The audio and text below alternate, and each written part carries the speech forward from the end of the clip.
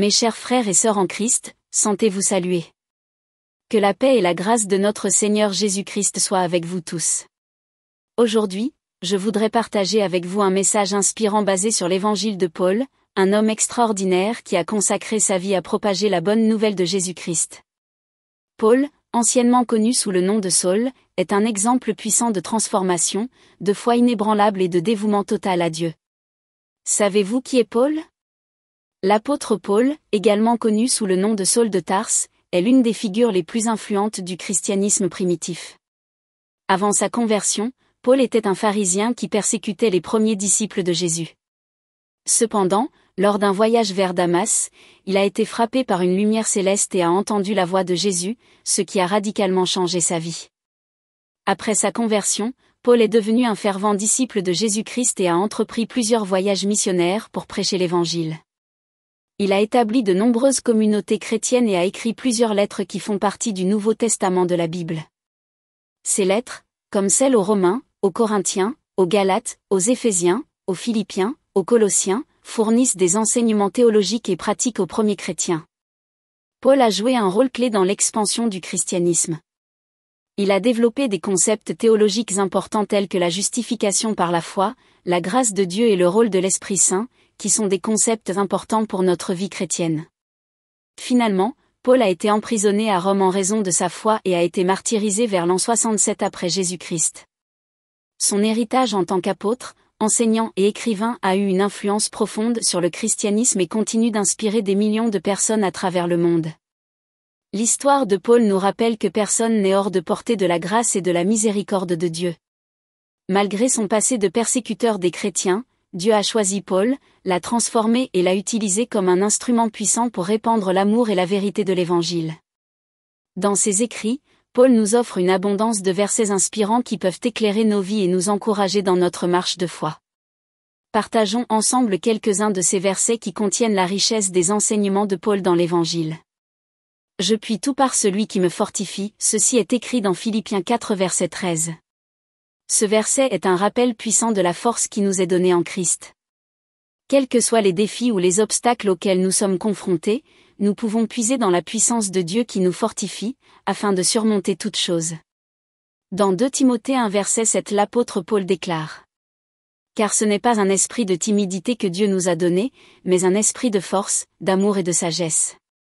Un verset qui nous encourage à vivre avec courage et confiance, sachant que Dieu nous a donné un esprit de force et de sagesse. Il nous rappelle que nous sommes capables d'aimer, de servir et de faire une différence dans le monde qui nous entoure. Également dans 1 Thessaloniciens 5 versets 16 à 18 soyez toujours joyeux. Priez sans cesse. Rendez grâce en toutes choses, car c'est à votre égard la volonté de Dieu en Jésus-Christ. Ces versets nous invitent à cultiver une attitude de gratitude et de prière constante. Peu importe les circonstances, nous pouvons choisir la joie et la reconnaissance, sachant que c'est la volonté de Dieu pour nos vies. L'apôtre Paul nous met en garde dans Romains 12 verset 2 en disant ceci. Ne vous conformez pas au siècle présent, mais soyez transformés par le renouvellement de l'intelligence, afin que vous discerniez quelle est la volonté de Dieu, ce qui est bon, agréable et parfait. Il nous encourage à nous détourner des normes du monde et à être transformés par le renouvellement de notre pensée. En nous tournant vers Dieu et en nous imprégnant de sa parole, nous pouvons discerner sa volonté et vivre une vie qui lui est agréable. Paul nous exhorte également à vivre une vie authentique, empreinte d'amour véritable et d'une aversion pour le mal. C'est pourquoi dans Romains 12 au verset 9 il dit : Que votre amour soit sans hypocrisie. Ayez le mal en horreur, attachez-vous fortement au bien. En choisissant de nous attacher au bien et de vivre dans l'amour, nous reflétons l'image de Christ dans nos vies. Dans Philippiens 4 verset 4, Paul nous exhorte en disant : Réjouissez-vous toujours dans le Seigneur, je le répète, réjouissez-vous. La joie que Paul nous encourage à cultiver est une joie profonde et durable qui ne dépend pas des circonstances extérieures. C'est une joie qui trouve sa source en notre relation avec le Seigneur Jésus-Christ. Même au milieu des épreuves et des difficultés de la vie, nous pouvons trouver une joie inébranlable en plaçant notre confiance en Dieu et en nous réjouissant de sa présence dans nos vies. La prière est un autre pilier essentiel de notre marche selon l'évangile de Paul. Il nous encourage dans la prière en ces mots. Priez sans cesse, 1 Thessaloniciens 5 verset 17. La prière est notre moyen de communication avec Dieu, où nous pouvons lui confier nos soucis, nos besoins et nos louanges. Elle nous permet de fortifier notre relation avec Dieu et de recevoir sa guidance et sa grâce dans toutes les situations. Que nos vies soient caractérisées par une vie de prière constante, cherchant toujours la volonté de Dieu dans nos vies et intercédant pour les besoins des autres. Durant sa nouvelle vie, la gratitude est une attitude essentielle que Paul nous encourage à cultiver. Dans 1 Thessaloniciens 5h18, il nous dit « Rendez grâce en toutes choses, car c'est à votre égard la volonté de Dieu en Jésus-Christ. » La gratitude nous permet de reconnaître les bienfaits de Dieu dans nos vies, même dans les moments difficiles. Elle nous aide à garder une perspective positive et à voir les bénédictions qui nous entourent. Pratiquer la gratitude nous permet également de rester humble et reconnaissant envers Dieu pour sa grâce et sa provision dans nos vies. Pour plus de clarté sur ces concepts, prenons l'exemple de Pierre, un fidèle serviteur de Dieu qui a traversé de nombreuses épreuves et persécutions pour sa foi. Malgré les difficultés, Pierre a maintenu une attitude de joie en Christ, sachant que sa véritable joie venait de sa relation avec le Seigneur, et non des circonstances extérieures.